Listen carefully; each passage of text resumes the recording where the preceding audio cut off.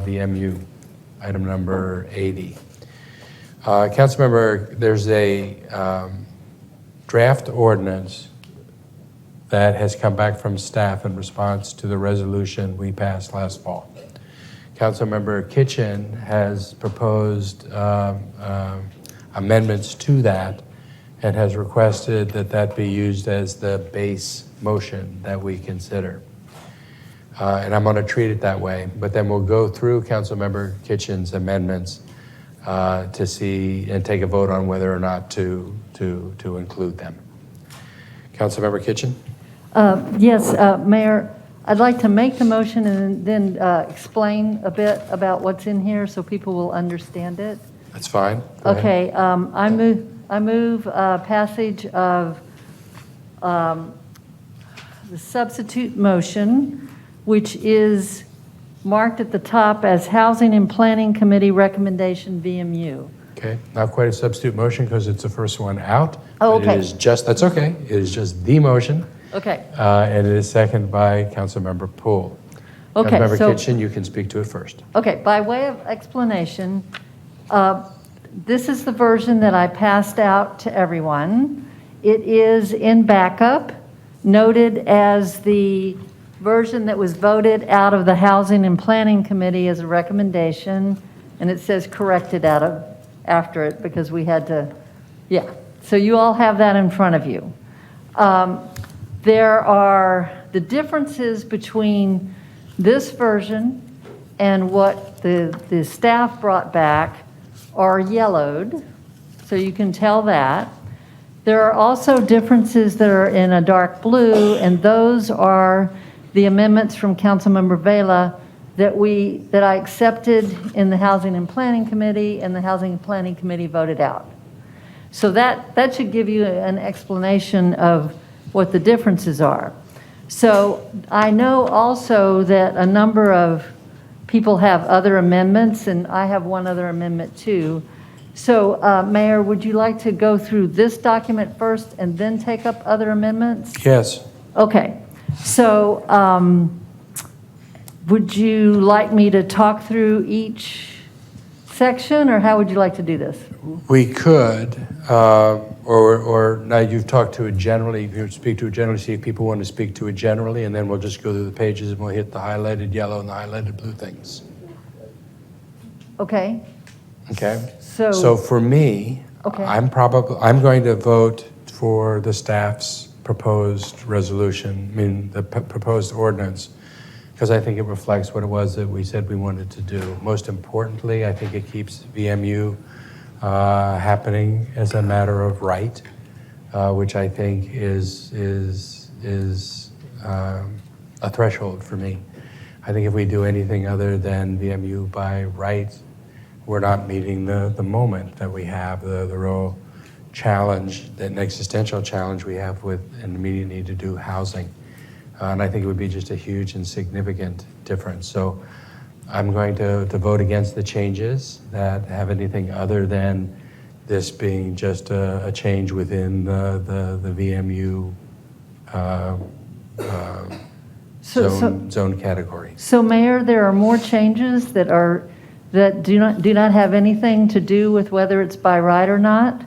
The concern that you're raising about the by right process is in the very last section. So why don't we talk about that first? Well, we could talk about it, and I think that it's, as I was going to go on, I'm comfortable with the compatibility that we just passed in 66, and I think that that's what the compatibility provision should be, because it'll apply to this when 66 comes back as an ordinance, because it's the affordability provision.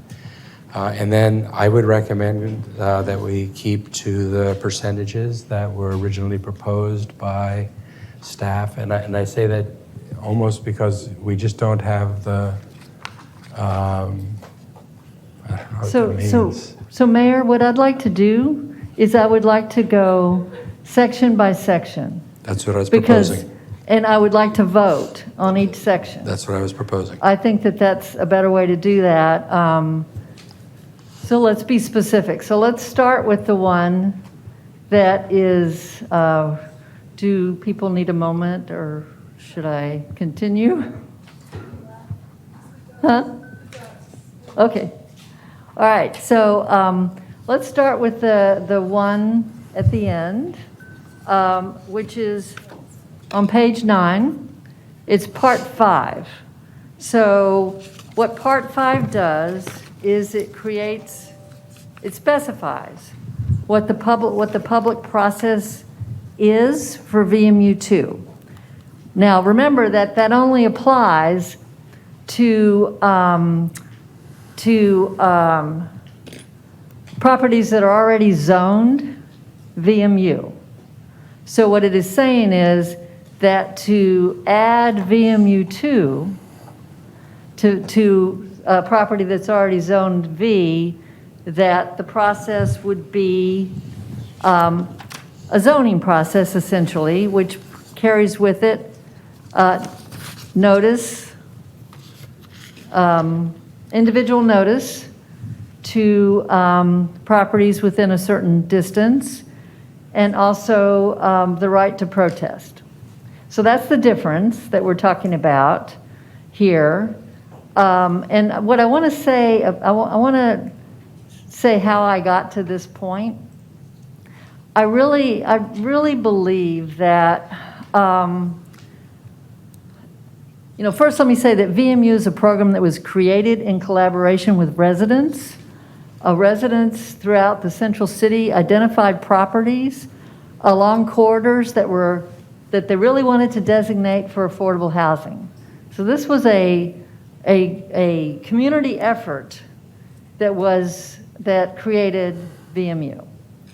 So I believe that, to me, it's fundamental fairness and respect for the public.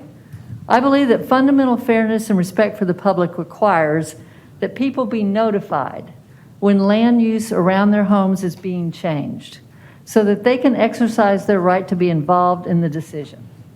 If there is concern about this particular approach, the zoning approach, if the zoning approach is considered to be, too complicated, too expensive, too costly, then let's talk about another approach. But to suggest that by right, we're going to say that these original properties can go to 90 feet and also have changes to compatibility, but people who live near these properties have no right to be notified that they're near a property or to have any participation in the public process. For me personally, I understand that people may disagree, but for me personally, I don't see how we can do that. And I have proposed this approach. I've also suggested that there are other approaches for public process. We could consider a CUP process, which we've done for other things. But if we strike section 5, or if the council chooses to strike section 5, then what you're saying in effect is that these changes go into effect. People have no right to be notified about this change near their house, nor do they have the right to say anything about it. And to me, that is fundamentally unfair. So, but I would like to vote it. Mayor, if you want to make a motion to delete this, that's fine. Let's have a conversation and let's vote on it. Okay. I would move we keep the way that the staff had originally proposed it. So, Mayor, the motion is to, if you want to make a motion, I would say strike part 5. Because that's what it would do, what you want to do. I understand that. My motion, God, Ann. Well, I mean, I want to go through. My motion is to strike, my motion is to keep it by right. Okay, that's to strike part 5. If you do that, it'll be by right. I move to strike part 5.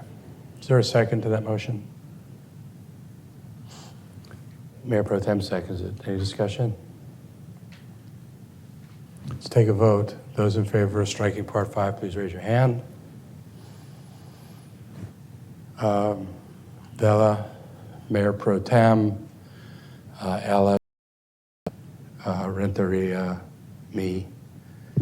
That was 1, 2, 3, 4, 5, 6, 7, 8. Those in favor, those against, please raise your hand. Against my amendment, it is kitchen, Tovo, that's right, kitchen, Tovo, pool, and Kelly. So 7-4, the amendment passes. Was it 7? I only counted 6. Were there 7? It's 7 with the ones on it. Oh, okay. So it's 7-4, okay? Correct. Let's move on. Wait, Councilmember Tova, did you want to say something? Yeah, I didn't have an opportunity to speak before we took the vote, but I just wanted to underscore what you had to say. And you know, this is, I mean, I was glad to be a co-sponsor on it. It caused lots of questions, and we assured folks that this was, well, in any case, I just think it's important that we stick to what we have heard again and again from the public that they want us to do, which is to notify them and to offer them the opportunity when there are proposals that are significantly different than the zoning on the ground, they want the opportunity to participate in them, as my colleague said. And I think it's of grave concern to me that we're moving forward potentially with that vote in a way that doesn't allow folks the opportunity to have petition rights. Okay, let's move on to the next item. Okay. Beginning Mayor. at the beginning. Mayor. Yes, yes. Right here. Okay. Apologies. There are additional references in Part 1 that we would need to strike to make your amendment in part of removing Part 5 effective. Okay, would you call those out so we can make sure that you, The edits in Part 1, okay? and which are highlighted, properties designated as V2. Okay. And then in Part 2, 4.3.2, we have a reference to the section that was created in Part 5, so we would need to strike that as well. Okay, so I would imagine it's going to be the same vote to strike. Well, we don't need to vote on that. I Okay, mean, so Part 1 amendment highlighted comes out. Correct. 4.3.6 comes out in 4.32. Anything else? What about subpart D? No, we need to keep D. Okay, Okay, so I'll move on to the next. hang section. on.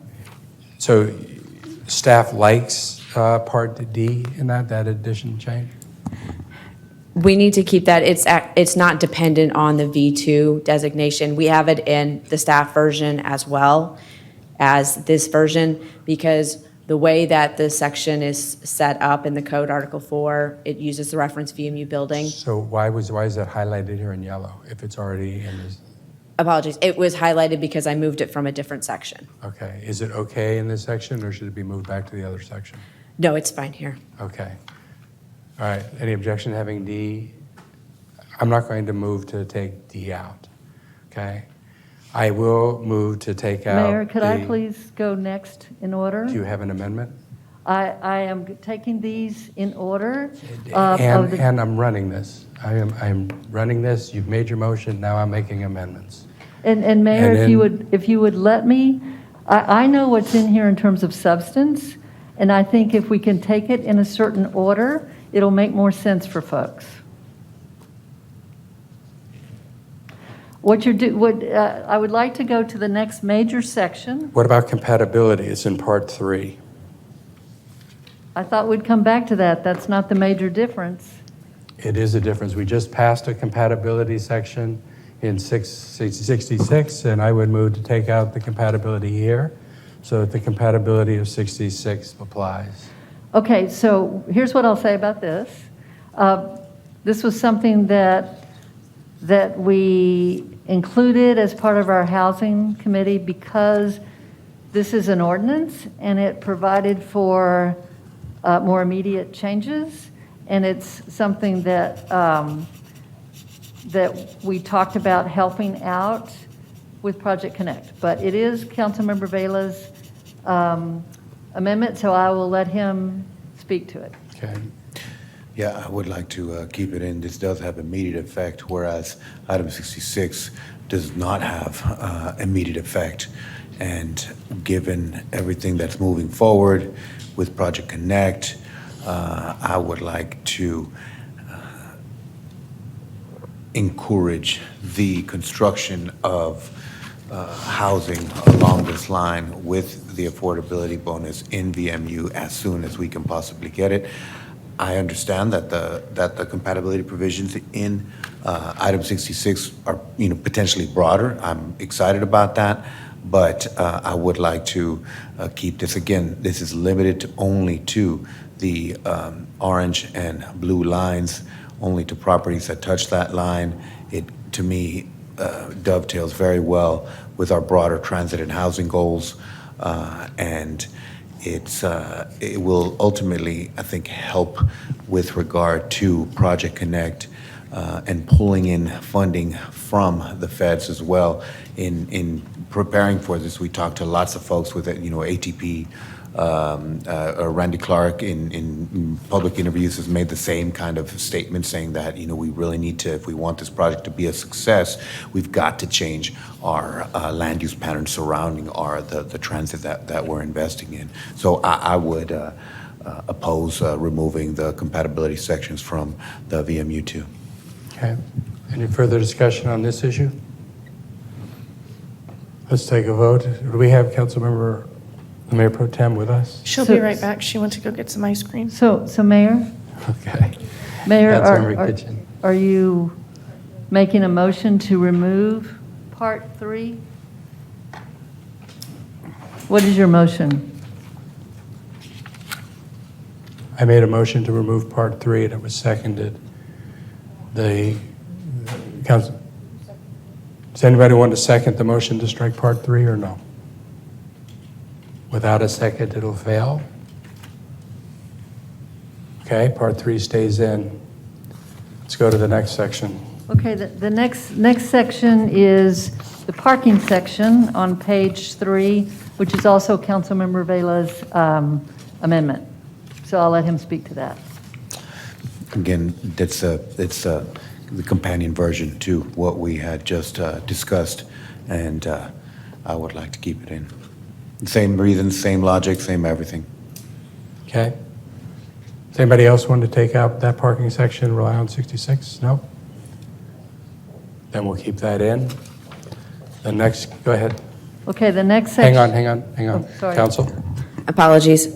We do have a typo on Part 4. I just would like permission to clarify that we're changing the 3 sections instead of just the 1. Where did you say? I'm sorry. So in Part 4, we are amending Section 4E, and within E, so far in the draft, apologies, we only have 2 of those numbers, 2 of the items listed, and there should be a third, which is the 4.3.3.E.3. I think I said that right. So it should say, Which line are you on? On line 47 and 48, okay, just as, You're adding a third reference. correct, Okay, which would track the parking piece. that sounds fine.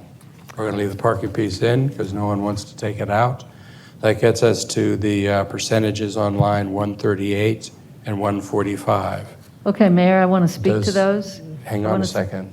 It's It's Mayor? under Mayor, I Robert's Rules respect- of Order. You've made a motion, and someone can bring an amendment to it. And when someone makes an amendment to the motion, they speak first. First, there's an attempt to find a second, and if there's a second, then the person who makes the motion speaks to it. That's how that's the rules, that's how we've always done it. Mayor, Yes. I would note that the council member hasn't been able to lay out her item with the changes. And I offered her the chance to lay out the item, and we were talking about it, and then the chickens came out, and then it interrupted the process. But I told her she could lay it out. and she Okay, well, I'm wanted going to lay and it then out right was- now I then. think that's what she'd like to do. Okay, Good so Lord. I'm going to lay out the Okay. change that is on page 5, because ahead. that's where we're at. And this is a change that has to do with the affordability for VMU2. So what I have proposed is, you'll see B little I, what I have proposed is a minimum of 15%, and this applies to rental, a minimum of 15% if someone is at 60% MFI, or a minimum of 12% when someone is at 50% MFI. I've had a lot of conversations with the staff about this. They did come back with lower levels. They'll have to tell me. I can't remember exactly what it was. But at that time when they came back, we hadn't made any changes to compatibility. So the thinking is that some level higher than is appropriate, because we're now both providing additional height, but we're also making significant changes to compatibility, particularly along the orange and blue line. So it seems to make sense to do the 15% and the 12%. So that's what I would suggest. My understanding from the staff is that they're okay with that. They're okay with it because we have additional compatibility and so that allows for, I don't want to put words in their mouth, but my last conversation with them is that this appears to be workable. And so I would like to proceed with it at 15% and at 12%. Mayor, Yes, Councilmember Ellis? I would like to ask staff to speak to what was in their original recommendation. I've had some stakeholders let me know that the 15% isn't workable, and so I want to know how staff arrived at their original numbers.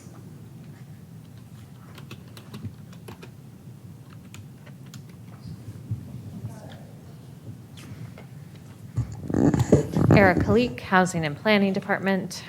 We did not have the opportunity to do specific analysis for the proposed original percentages, but added a slightly higher percentage, understanding that that would likely be feasible with increased heights. And then also had an option for lower MFIs at a different percentage that we think will be approximately the same cost to developers. So what numbers were in your original proposal? It was 12.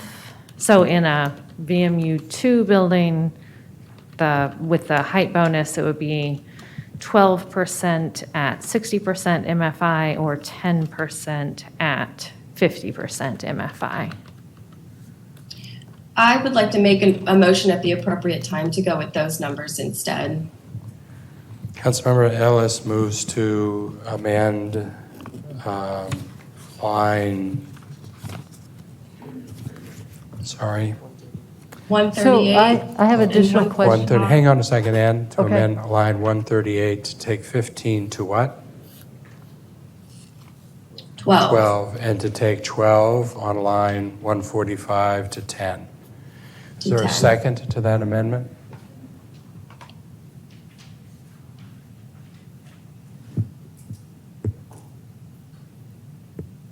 If I get a second, I'm happy to speak to it. I'll second it.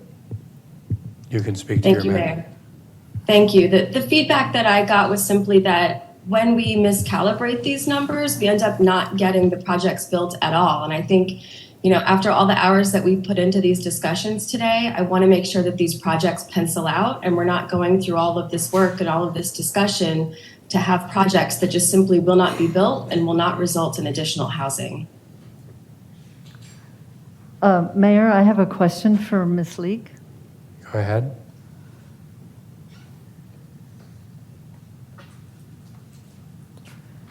Ms. Leak, I was understanding from our previous conversations that staff was more comfortable now with the 15% and 12% because of the additional entitlements that we are putting in place, particularly now that the rest of the council, or the council voted to do that by right. So we've got someone, so a developer by right will now have access to 90 feet at reduced compatibility, particularly reduced compatibility around the orange and blue lines. So that's quite a bit of additional entitlement. And so it just would seem to me that, you know, the original recommendation that you all made was based on just the 90 feet, not these other additional entitlements. And so I had thought from our previous conversation that you all were more comfortable now, given all these other pieces. We also have parking reduction now also. I thought that you were more comfortable with the 15% and 12%. So are you comfortable with the 15 and 12%? I believe our discussion was it really depended on what the changes were to compatibility. And Right. so as hopefully you all saw in our analysis that was completed last week on VMU sites, depending on the extent of or the distance that compatibility standards apply, it means that different sizes of sites would be more likely to participate in the program. And at the 300-foot distance that I think you all adopted today for, well, anyway, so the only places where the 100-foot compatibility applies is along the orange and blue lines. And so those may be locations where development is more feasible at higher affordability levels. But in places where compatibility standards still have a large impact on small sites, I think we're going to see much less participation in the program, especially at higher affordability levels. Right, and I really appreciated the analysis that you all did, and I'm looking for it right now. The compatibility requirements that that we just passed would allow getting to 90 feet, either right at 100 feet or on the orange and blue line, at 200 feet on the large corridors, and at 250 on the smaller corridors. In addition, the original V would be expanded also with the compatibility requirements that we just changed, which would allow that 65 feet. I'm going to have to look it up. I'm not remembering that part. But I'm looking for your analysis, which showed us, I think it showed us a doubling or so. Maybe I'm looking at, maybe you can explain that. But anyway, well, we may not need that. I'm not. Anyway, in general, it's up to you all. I'm not trying to change your recommendation. That's within your own professional judgment. I just thought that from the conversations that we had before, I thought we were moving forward. I thought you had let us know that you were okay with the 15 and 12%, but I'm hearing you say now that you're not. Is that right? I said it depended on what the compatibility standards changes were going to end up being, because that part wasn't yet decided. And I thought that meant, maybe I misunderstood, but I thought that what you meant was if we adopted what was proposed in 66, which we have now done. And we've actually gone beyond that with Councilmember Vela's change to the orange and blue lines. But again, I respect your professional judgment, so you tell us what you're thinking. If you're not comfortable with 15 and 12%, I hear that. I personally think that we're not pushing the envelope enough. I mean, affordable housing is our #1 priority, particularly along these transit corridors. So I'm not certain why we wouldn't do that. Without modeling, which we have not had an opportunity to do, it's hard to say whether it will be too much of a requirement so that people don't participate in the program. In places that are not along the orange and blue lines, there are many of our corridors where the sites are not necessarily very deep, and so the changes to compatibility standards that are not along the blue and orange lines may not have much of an impact on what can be built.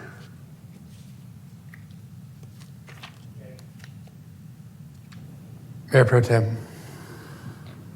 Thank you. I just wanted to clarify, though, that what I was hearing, though, was that along the blue and the orange line, those might be appropriate levels. Well, we haven't modeled it, but it seems likely that since the compatibility standards are less impactful along those lines because of the limited distance, that there would be greater feasibility for higher percentages of affordable units. Okay. How difficult is the modeling process? We would need to collect different data that we haven't had the opportunity to collect yet. So an option that we have talked about internally is wanting to have a more streamlined and regular way to update percentage set-asides and fee in lieu calibrations. So, one option would be to set something now, and then in another year, we could come back and look at it again. So let me just throw out, we are differentiating compatibility based on the orange and blue line. We could differentiate the levels of affordability according to the blue and orange line, or we could use the corridors that we set up in the other. I don't know whether we can do that on the fly tonight at 11:15 or not. I do believe it's getting late, and this is an important conversation. And there are a lot of pieces here. I think we also have, we haven't landed on the process for getting VMU2 or the second tier of VMU, however we want to do that. We may want to consider having a joint meeting with the Planning Commission and the council that has better notice for people, since some things have changed since we just noticed. I just throw that out there in case anybody else is thinking along the same lines. I favor greater affordability, but I do understand that there is a difference, for different roads, given the compatibility changes and given the possibilities for, having the transit also makes it more likely that those projects may be more feasible in terms of capacity. So I just throw that out there for other people to think about. I don't think we do our best work when we're working this late. I think that's true too. It's hard. If we're going to miss this, I'd rather miss this in a way that has a lot of housing that's developed and built than to miss it in a way that doesn't have a lot of housing built. And if we put it out there and everybody starts using it and it's apparent we undershot, then we can fix it. And what a wonderful problem that would be to come back in and fix that. So for me, I'm going to support Councilmember Ellis's deal. If we want to get a finer comb on it and set different percentages for different roads with different stuff, I'd be fine considering that too, if someone wanted to come back with that. But when we set percentages without calibration, to me, it's just hard, which is why, again, I urge staff to have somebody on staff who can do calibration, because it would be great if we just said 20% and 15%. I mean, that's better than 15 and 12. But we don't know whether that would work either. And Erica was asked, 6 ways to Wednesday to try to speak in favor of it. I think she was just uncomfortable doing that. But anyhow, that's where I come down. Councilmember Renteria and then Councilmember Tovo. I just want to say that it's not going to affect the blue line as much either way that y'all have it here. The blue line area, especially in my district, is pretty much built out. There's a few empty lots out there that can be built, by using this. But if you ever drive up and down and what we already have passed, it's getting built out pretty quick. And so I don't know how much it's really going to do to my blue line in my district because of what has already been built out in that area. Councilmember Tovo. Yeah, I support the higher level of affordability, the percentages that you brought forward, Councilmember Kitchen, and I believe that Mark Rogers wrote to all of us. He sent, Mark Rogers, director of Guadalupe Neighborhood Development Corporation, sent an email to all of us back on May 19th, and I just want to quote a few things that he said. He talked about simply getting, and I'm going to excerpt here, so I'm missing some of his other points, but I'm just going to hit on the ones that relate to this. Simply getting more housing will not get us affordability. The fact that in Austin, Texas in 2022 is painfully obvious. We've produced more units of housing per capita than any major city in the U.S., and we've gotten less and less affordable. He goes on to talk about compatibility and that he's welcomes changing those. But he asks us to ask some questions. Why do we typically require 10% affordability, square footage, or units when we increase entitlements through zoning changes or development bonus programs? Where does that come from? Now I'm kind of summarizing. What are our goals, our needs, our priorities? Why are many other desirable and fast-growing cities able to get 25% affordability with their programs, or when development entitlements are increased, and can Austin do the same? Some of you probably answered that last question quickly with, because they have inclusionary zoning and that's illegal in Texas, but I think that answer is off target and the real answer is more complex. And then he goes on to talk about how, and I'll skip to the end, people want to come to Austin and developers want to develop for them. Developers, despite what they may say, definitely can figure out how to incorporate higher levels of affordability in their developments if they know they have to. After all, wherever there's inclusionary zoning, developers do what's required. They actually don't even complain about it. They know that's what they have to do. And so I think we start with, I think we have to set high goals. This is the strategy that we have. We need to use the strategies that we have, the tools that we have in our toolbox, and within a density bonus program, we can ask for those higher levels of affordability, and I think we should. Okay. Anybody else to speak on this before we vote? Councilmember Kitchen. A couple of other facts that I'd like to point out to folks is that, and thank you again to staff for putting this together, but we are doubling the estimate of the number of, with the changes in compatibility that we just voted for in number 66, we are doubling our ability to reach achievable VMU heights at the base under VMU 1 and at the 90-foot. So we're doing that. We're also, I want to point out too, the 10% at 50% MFI, which has been proposed before we consider these compatibility changes.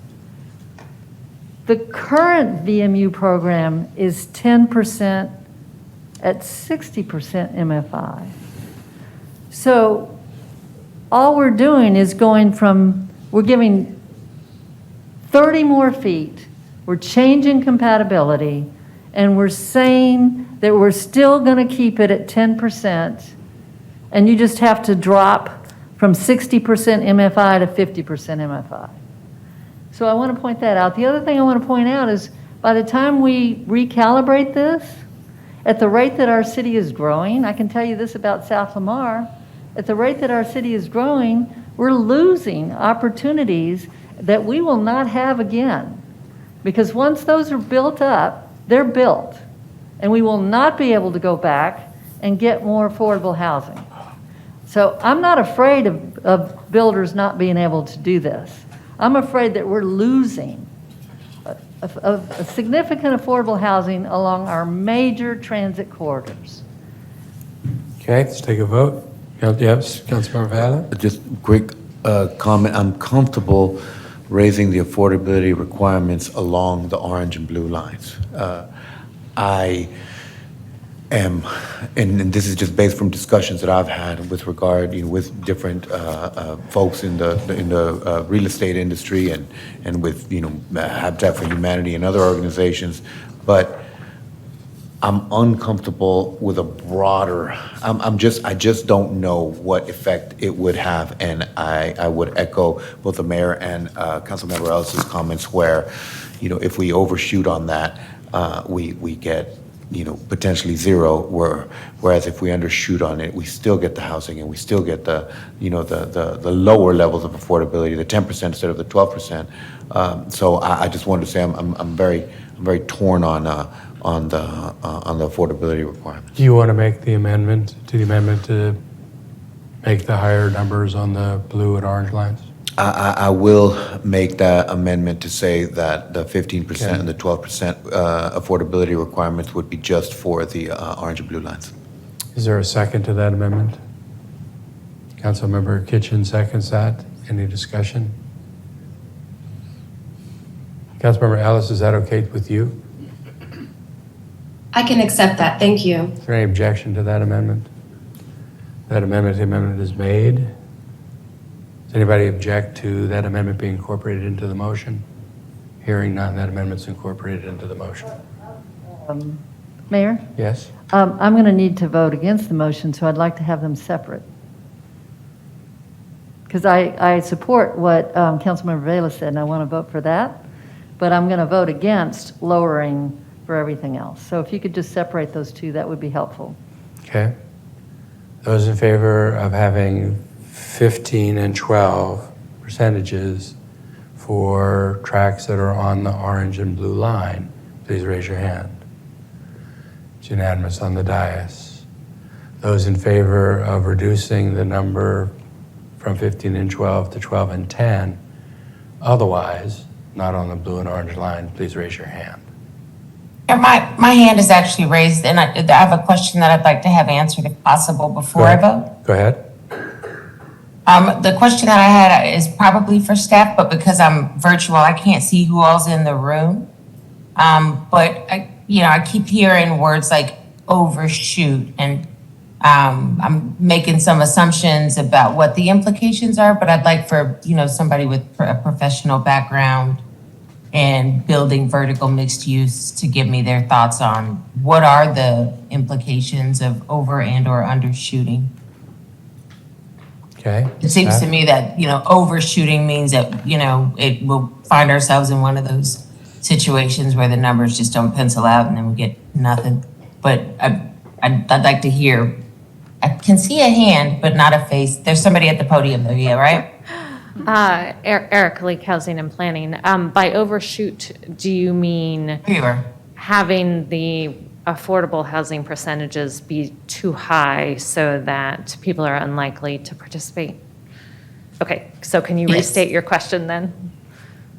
I guess ultimately the question was, is it difficult for staff to support the item because if we overshoot, we don't get, the project isn't possible. I guess I'm trying to find a more eloquent way to express what I would otherwise use swear words to describe. And so what I'm asking is, so if the project doesn't shake out and you get absolutely nothing, like what is the, I guess, what are the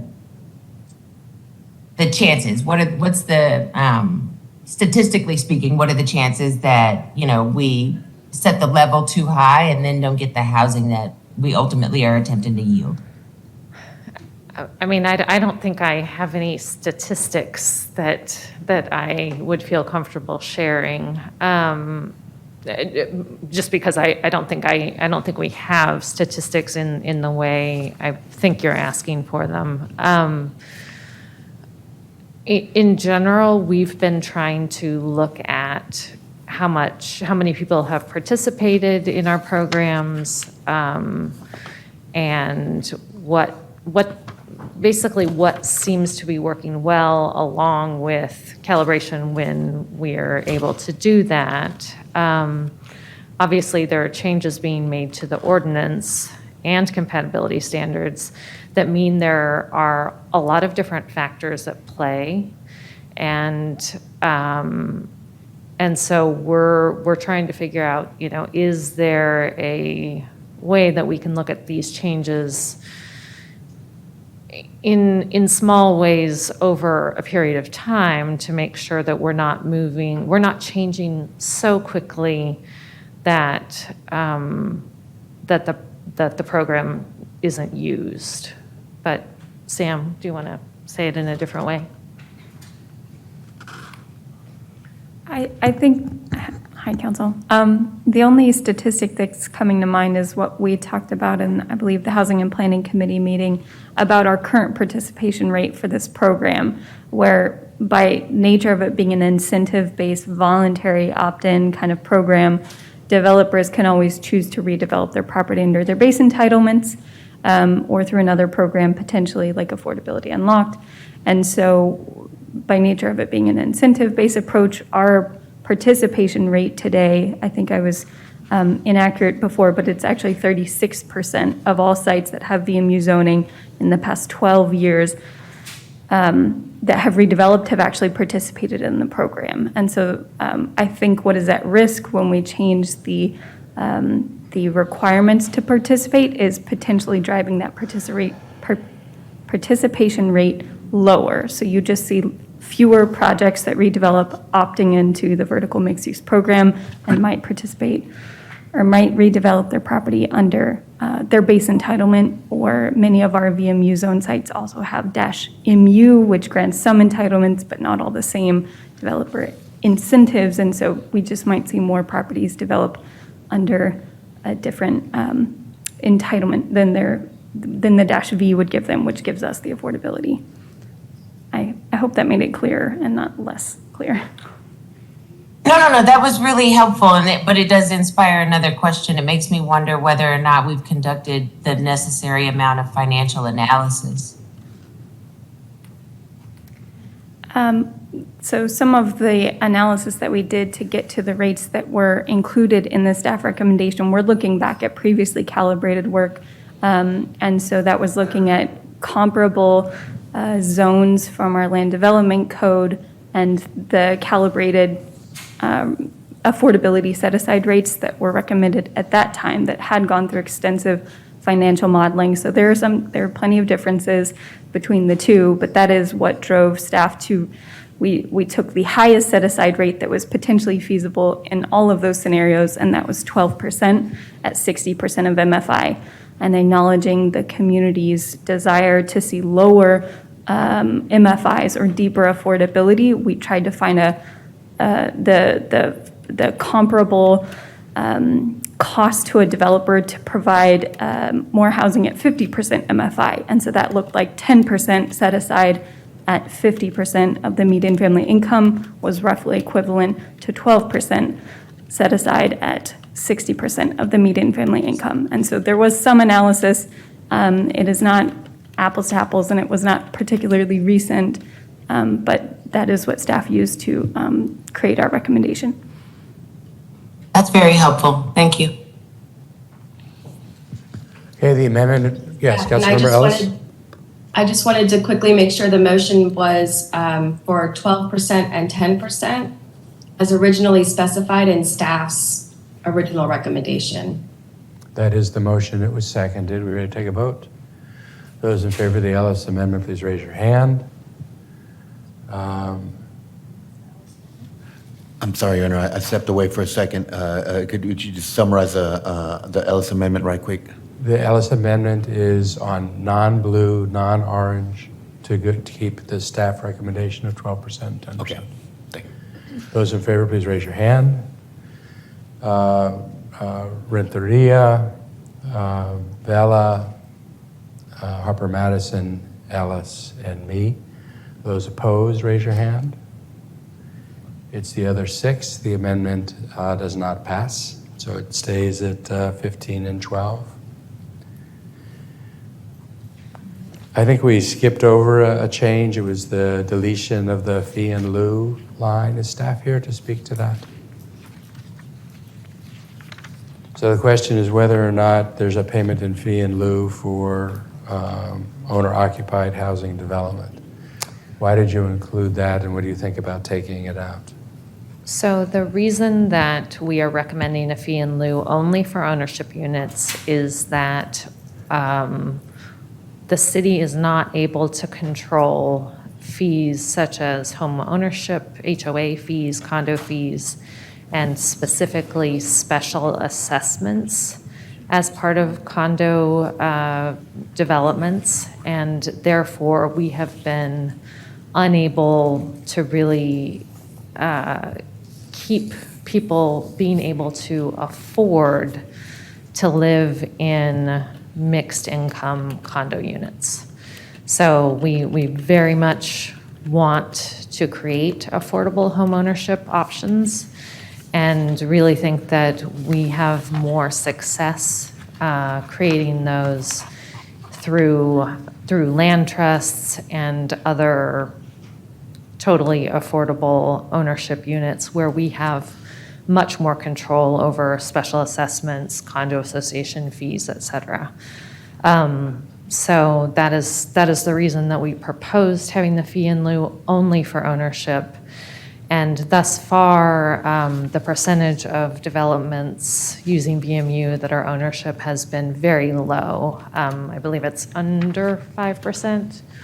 So it doesn't seem like it's a program that's being used very often for ownership, but we want to make sure that if people do participate, we can use those funds, which would be set at a rate that could actually help us, really make it possible for us to be able to build affordable ownership units elsewhere that would stay affordable over the long term.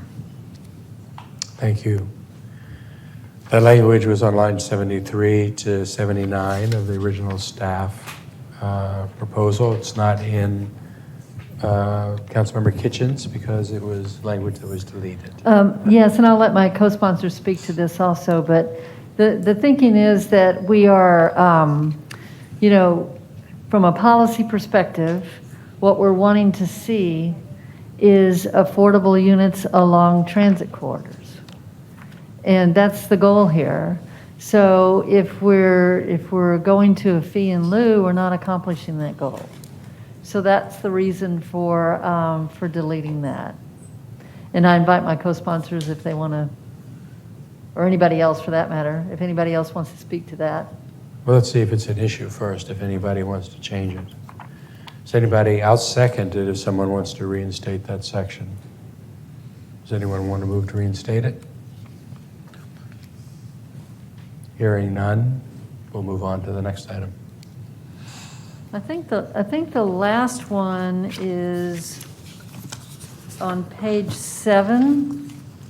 Yeah, on page 7. So this one, we may need to hear from staff also, but this has to do with the bedroom count.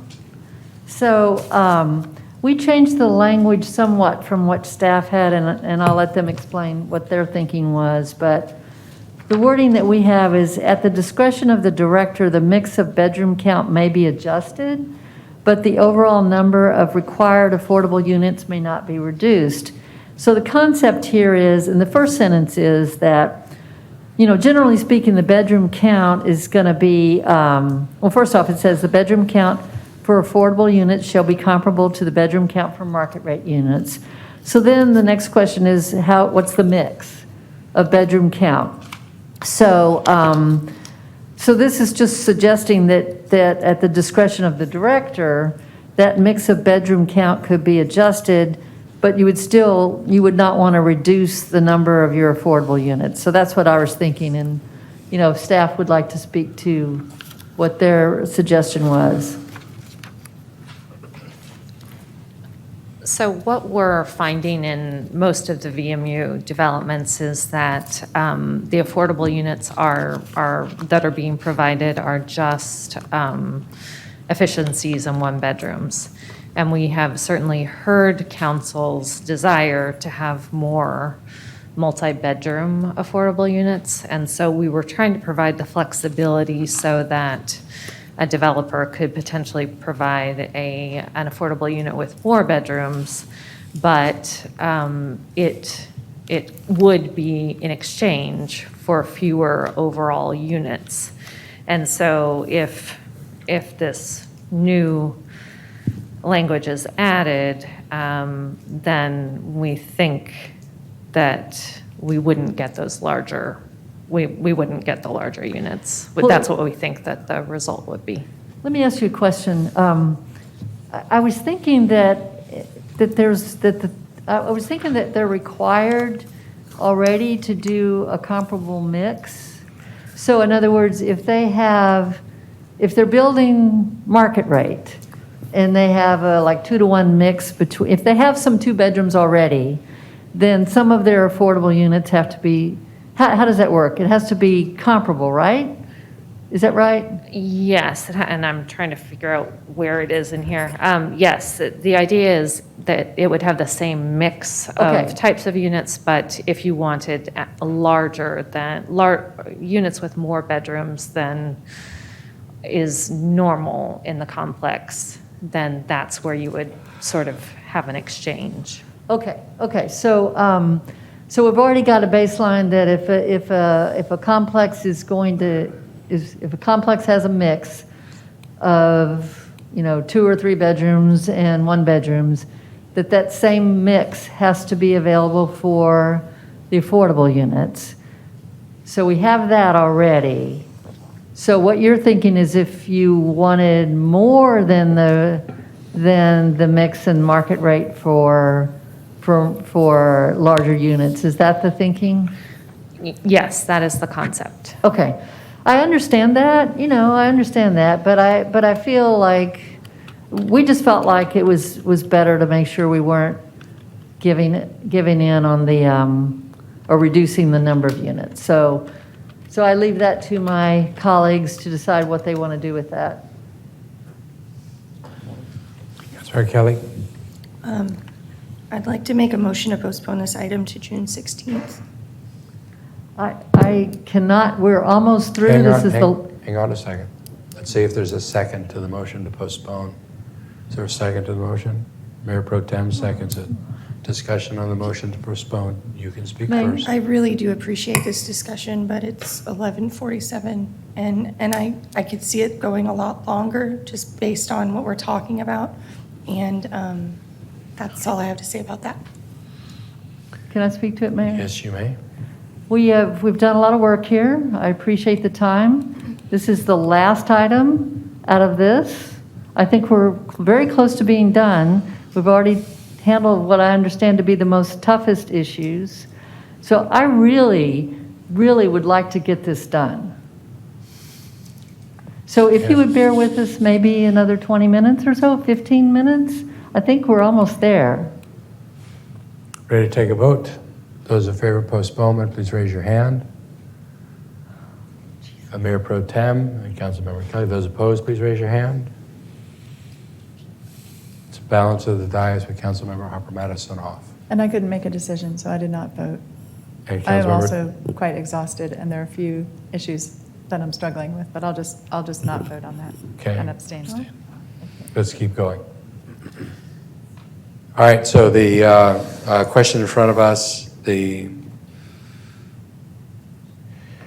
I would once again rely on the expertise of our staff with respect to the bedroom mix. I mean, their explanation made sense to me. If someone else wants to make a motion to stay with the staff, I would second. And just to be clear on the staff's explanation, so in other words, the requirement would not be of the units per se, but it would be of the bedroom count within the building? Is that more or less? And in other words, let's say it has 100 units, but it has 300 bedrooms, so like 10% of the requirement would be 30 bedrooms, whether that's 10 3-bedrooms or 31 bedrooms would be up to the developer. Is that how? No. It's what my... Hang on a second. Let staff respond to this. Okay. Yeah, so the similarities between the staff recommendation and Councilmember Kitchen's is that the mix of the bedroom units in the entire development, which you're speaking to, needs to match the mix by basically all your affordable units. So if you have 20% of your units are 1 bedroom, 20% of your affordable units need to. That's the same in both. The difference is there's a line in the staff recommendation that says that at the discretion of the director, a 2-bedroom unit or a 3-bedroom unit may be counted as 2 or 3 1-bedroom units. So we would actually like to exchange 2 studio units for 1 2-bedroom apartment in our affordable units so that we can get more multi-bedroom units in these developments. And so that would be a net loss of 1 total unit, but the same number of bedrooms if you think about it that way. But that would just be trying to get us more multi-bedroom units, even if it would be beyond the mix of the overall market rate development. And that's the difference from the council recommendation. And the goal would be encouraging basically kind of family roommate situations for affordability purposes. I would make the motion to adopt the staff recommendation. Okay, is there a second to that? I'll second. Okay, Councilmember Ellis seconds. Do you want to address it first? I think staff spoke to it particularly well. Honestly, I know it is late and I'm losing track a little bit, but why would we not kind of, want to encourage the larger bedroom, the larger multifamily type? Should I speak to that, Mayor? or- Hang on a second, he's done. Question. Councilmember Yeah, Poole. I just want to make sure it doesn't go the other way, that in this discretionary language, staff would end up saying not as many 2 and 3 bedroom units. We're going to make them all the single or studio, because I'm looking for ways to amplify and support the larger number of bedrooms in the units. I understand, and the way the staff recommendation was written would only apply the one way where we get more multi-bedroom units. And it was entirely created so that we would try and get more multi-bedroom and less of the studio 1-bedroom units in our affordable units. Right. And so it would only go one way. I actually think that sounds pretty good. Further discussion on the Vela amendment. Councilmember Tovo.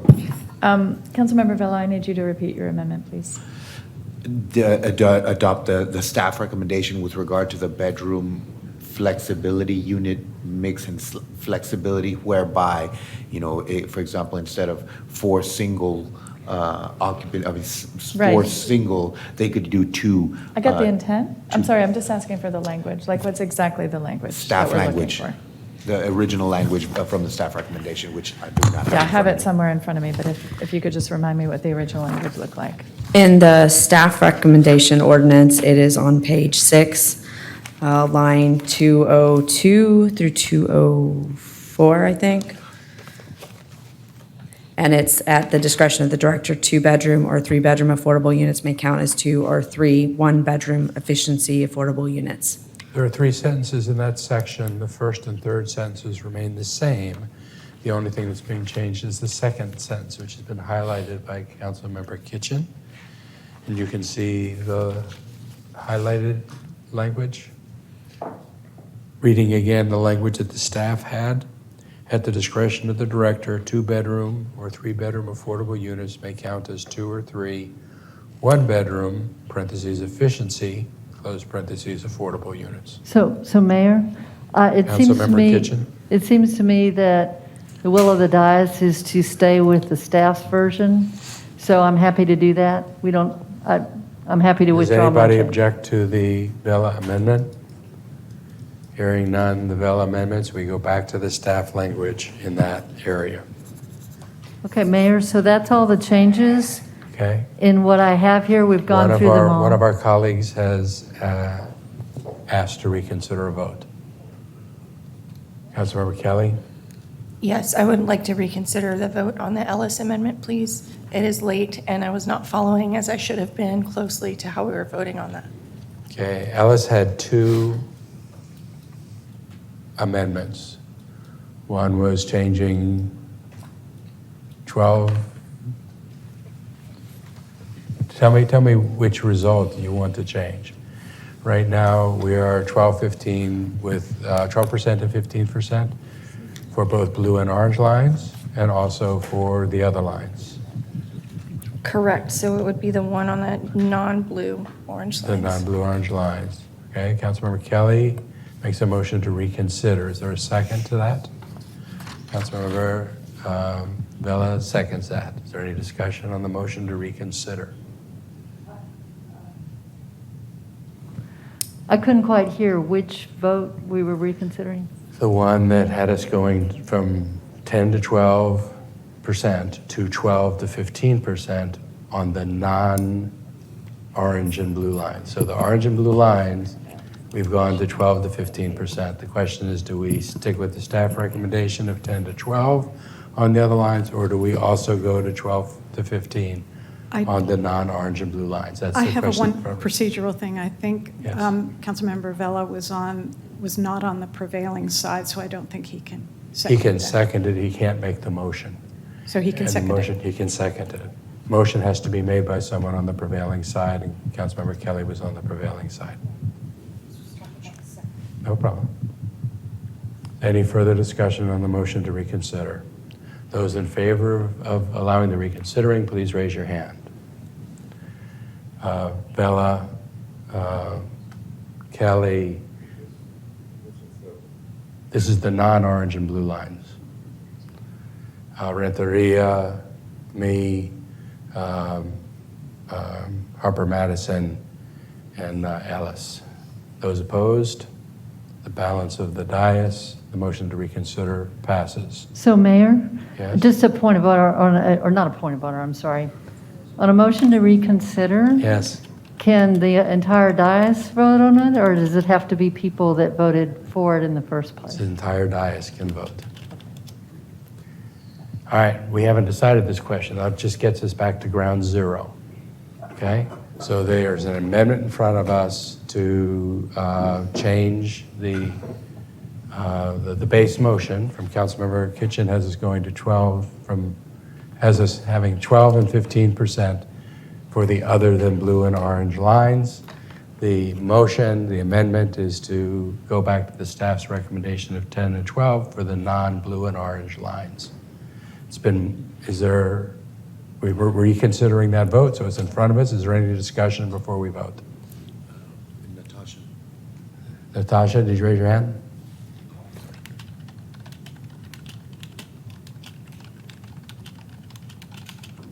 No? All right, let's take a vote. Those in favor of the amendment, please raise your hand. It's keeping it at 10 to 12 for the non-blue and orange lines. All right, it's Bella, Kelly, Renteria, Alice, Harper, Madison, and me. Those opposed, please raise your hand. It is the balance of the dais, 6-5, that amendment passes.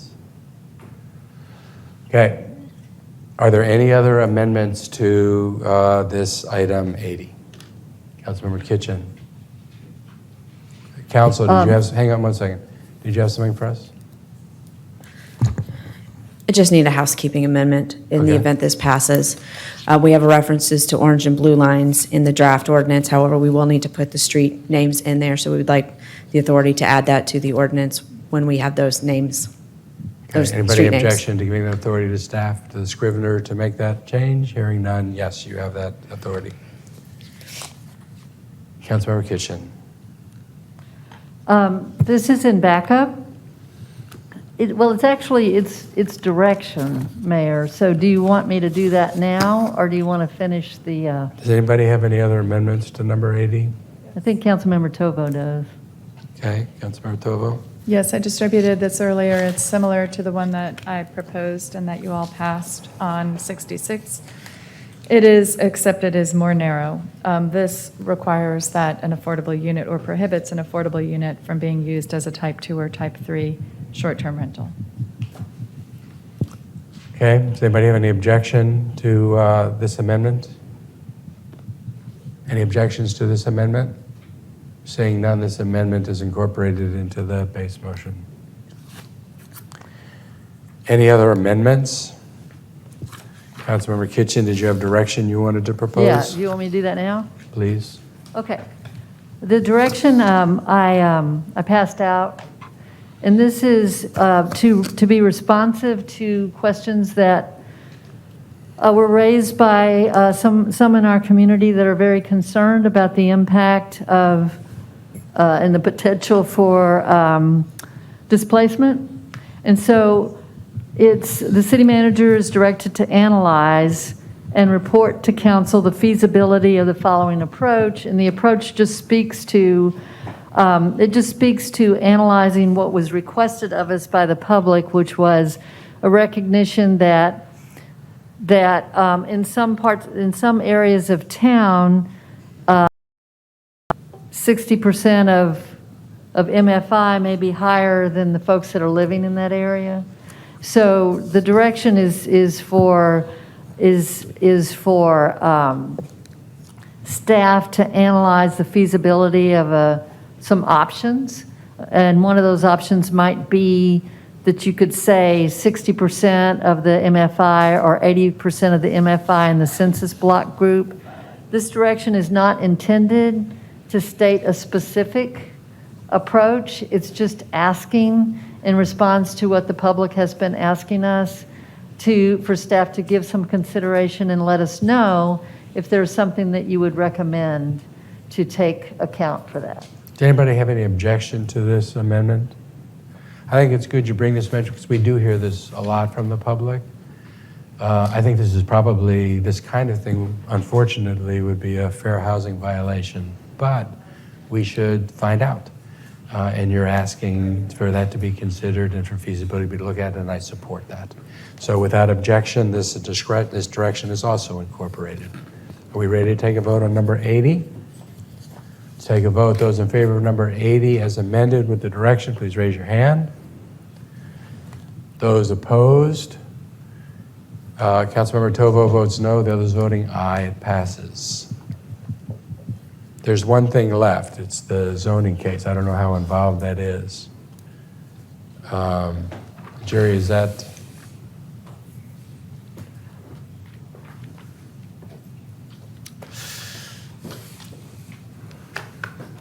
Mayor, I think we could probably do it in about between 5 and 10 minutes tops. Okay, let's do it. I'd also ask, so real quick, if you don't mind, Mayor, we do have a couple public hearings that I know we're on changes and corrections, but because of the nature of those public hearings, would it be okay if I got a vote on the postponement of those items? Yes. I can read them in real quick. Item 82 would be a staff postponement to June 16th. Item 83 would be a staff postponement to July 28th. Item 86 would be a staff postponement to July 28th, and item 122 would be a staff postponement to June 16th. Okay. Is there a motion to approve those postponements? Councilmember Vella makes the motion. Councilmember Poole seconds. Any discussion? Those in favor, please raise your hands. Those opposed? It's unanimous on the dice. Are all done.